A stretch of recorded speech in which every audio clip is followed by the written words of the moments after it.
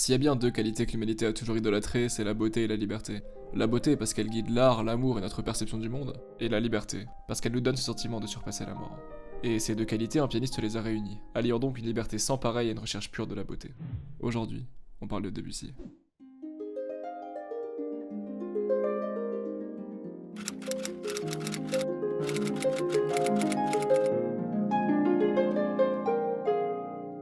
Claude Debussy est né à Saint-Germain-en-Laye en 1862, et il n'est pas le cliché du prodige de 4 ans qui impressionne toute la région. A vrai dire, il commence le piano assez tard, vers 8 ans, et il entre au conservatoire de Paris 2 ans après, montrant quand même de sacrés progrès. Mais ouais, Debussy c'est pas le virtuose technique qui gagnerait tous les concours constamment avec une longueur d'avance sur les autres. Non, au conservatoire on dit plutôt de lui qu'il est dissipé, souvent en retard et qu'il a des lacunes théoriques. En fait c'est un élève atypique, qui montre beaucoup d'intelligence mais surtout beaucoup d'originalité. Et ça pour un milieu aussi rigide que peut l'être le conservatoire, c'est pas toujours bien vu. Ça change quand même assez vite, il progresse beaucoup et je peux pas maintenir éternellement l'image de l'élève dissipé. Après un concours, un critique musical le qualifie de virtuose de premier ordre dans l'avenir. Et Erik Satie, un autre grand compositeur, dira que personne n'a jamais mieux joué Chopin que Debussy, en l'entendant jouer la première ballade de Chopin.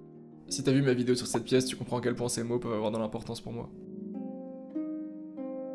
Mais son apprentissage est quand même pas tout rose et il oscille entre élève prometteur et pourrait faire beaucoup mieux.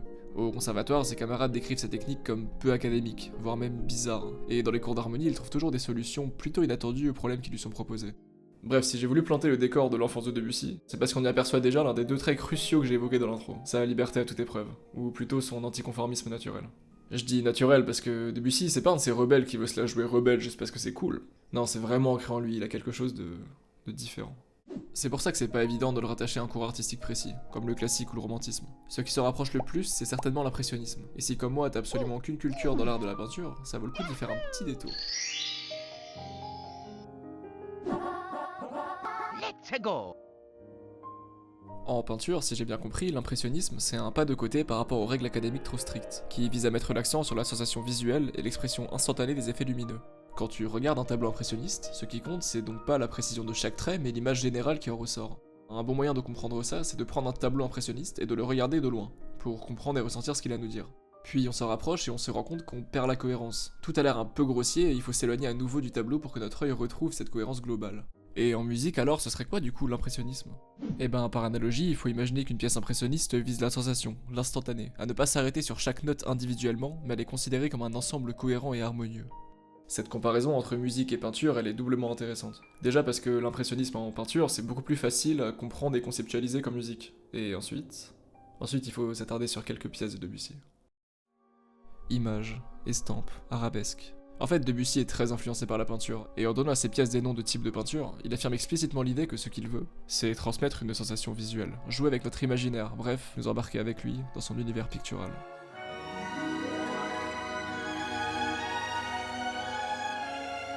Sauf que Debussy était assez opposé au fait de qualifier sa musique d'impressionniste. Il a dit à ce sujet « J'essaie de faire autre chose, de créer des réalités, ce que les imbéciles appellent impressionnisme, terme aussi mal employé que possible, surtout par les critiques d'art. » Mais force est de constater que sa musique et sa vision collent assez bien à la définition de l'impressionnisme qu'on vient d'établir.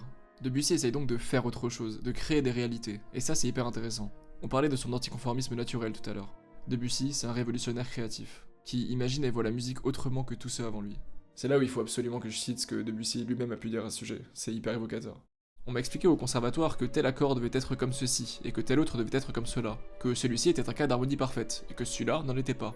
Hier, comme aujourd'hui, je croyais et je crois toujours que l'harmonie parfaite n'existe pas. Lorsqu'on m'enseignait quelque chose, j'ai toujours décidé moi-même si cela était vrai ou faux. Pour les non-musiciens d'entre nous, l'harmonie c'est en quelque sorte le socle sur lequel repose la mélodie. Ça donne une cohérence aux notes, et il y a des schémas harmoniques plus ou moins communs qu'on retrouve dans énormément de morceaux. Mais quand t'écoutes Debussy, tu comprends tout de suite que son harmonie à lui, elle est pas du tout commune. Il joue des accords les uns à la suite des autres que personne n'aurait pensé à mettre ensemble, et la composition même de ces accords est souvent étonnante. C'est pas que c'est nécessairement dissonant, souvent d'ailleurs ça reste très agréable à l'oreille, c'est juste que c'est inattendu. Tout ça, ça nous emmène au deuxième point clé pour comprendre la musique de Debussy. Si l'harmonie qu'il propose est si inattendue, qu'est-ce qui fait qu'il choisit cet enchaînement d'accords-là plutôt qu'un autre? Sur quoi il se base, si c'est pas sur des structures académiques bien définies, pour créer sa musique? La réponse, c'est la recherche de la beauté. Encore une fois, les citations parlent d'elles-mêmes, et je les trouve géniales. Il faut que la beauté soit sensible, qu'elle nous procure une jouissance immédiate, qu'elle s'impose ou s'insinue en nous sans que nous n'ayons aucun effort à faire pour la saisir. La beauté doit simplement s'imposer à nous. Ce que nous dit Debussy là, c'est que s'il parvient à te toucher dans ta sensibilité, à traverser toutes les strates de ton corps pour parler directement à ton cœur, alors il a gagné. Écouter Debussy, c'est comme s'émerveiller face à un arc-en-ciel. Ça demande pas d'explication avant ou après pour mieux comprendre ce que l'artiste a voulu exprimer. Non, une œuvre de Debussy, ça doit te faire ressentir que c'est beau. La musique doit humblement chercher à faire plaisir. L'extrême complication est le contraire de l'art. Pour illustrer tout ça, je pense que le mieux ça reste d'écouter ensemble sa pièce la plus célèbre que tu connais forcément, Clair de Lune. Avant ça, petit aparté. C'est mon avis personnel, mais je trouve que dans la musique classique au sens large, les pièces les plus connues de chaque compositeur, c'est généralement leurs meilleures. Alors bien sûr, il y a des perles rares qui mériteraient plus de reconnaissance, mais l'opinion publique fait assez bien le tri dans la qualité des pièces de chaque compositeur. En tout cas, beaucoup mieux qu'avec la musique d'aujourd'hui. Bref, c'est parti pour Clair de Lune.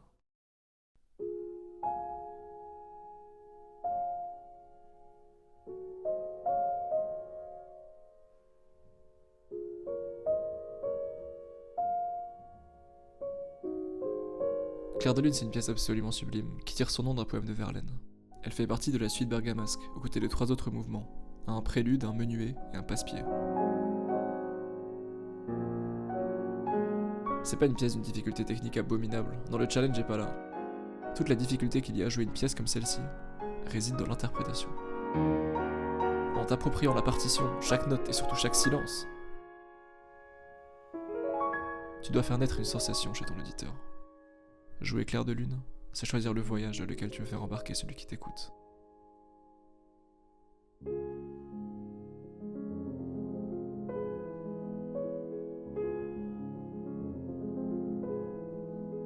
Harmoniquement, c'est peut-être pas la pièce la plus révolutionnaire de Debussy, même s'il y a des passages vraiment étonnants. Par contre, c'est un concentré de beauté pure. C'est la douceur incarnée. Clair de Lune, c'est une pièce qui peut te donner à la fois chaud et froid.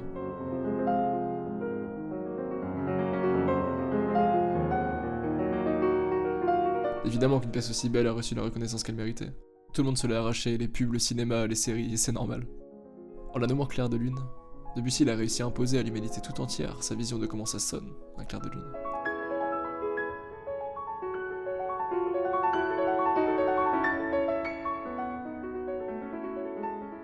En vrai, j'ai menti, l'harmonie serait super intéressante à analyser, mais ça s'adresserait que aux musiciens, et ça c'est pas du tout mon but. Et puis ça a déjà été bien fait sur YouTube, donc je te mets un lien en description si ça t'intéresse. Et il faut absolument que je te parle de ces 2 vidéos qui m'ont marqué à vie par rapport à cette pièce. La première, c'est une reprise de Clair de Lune, mais pas au piano, avec un instrument tout particulier. En fait, c'est l'ancêtre des synthétiseurs, un des premiers instruments de musique électronique qui avait besoin d'aucune action mécanique pour fonctionner. Et son petit nom, c'est le thérémine.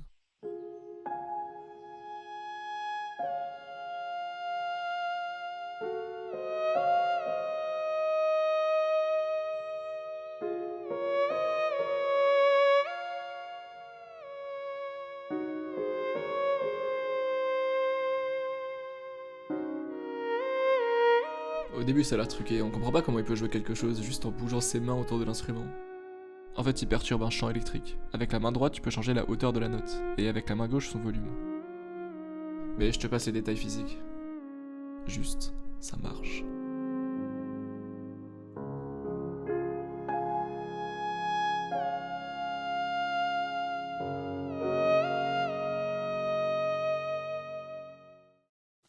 La deuxième, c'est Paul Barton qui joue Clair de Lune à un animal. Mais il a pas un chat, un chien ou un perroquet. Non, Paul Barton il joue Clair de Lune à un éléphant.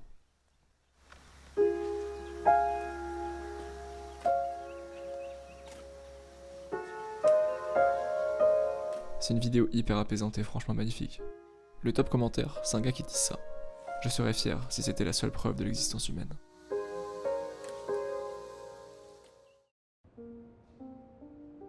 Clair de Lune, c'est pas la seule merveille qu'il ait composée, il y en a plein d'autres. Rêverie qui te transporte avec ses mélodies.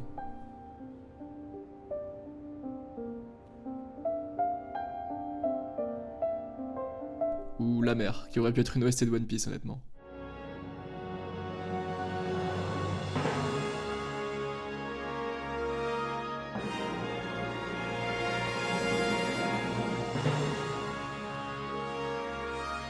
Debussy ça a été un explorateur, un esprit libre ultra créatif qui a juste offert au monde la vision qu'il en avait. Il est peut-être un de ceux qui ont le mieux compris la vocation même de la musique, partager de la beauté, toucher directement l'essence, créer, révolutionner. Et tout ça, le faire sans artifice, sans intermédiaire, s'adresser directement à l'auditeur et à son cœur plutôt qu'à son cerveau.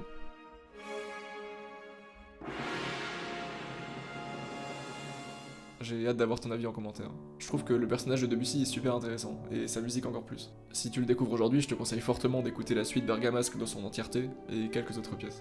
N'hésite pas à me proposer d'autres compositeurs ou d'autres pièces sur lesquelles je pourrais faire une vidéo. N'hésite pas à liker et à t'abonner aussi, ça me motive beaucoup. En attendant, prends soin de toi et à la prochaine.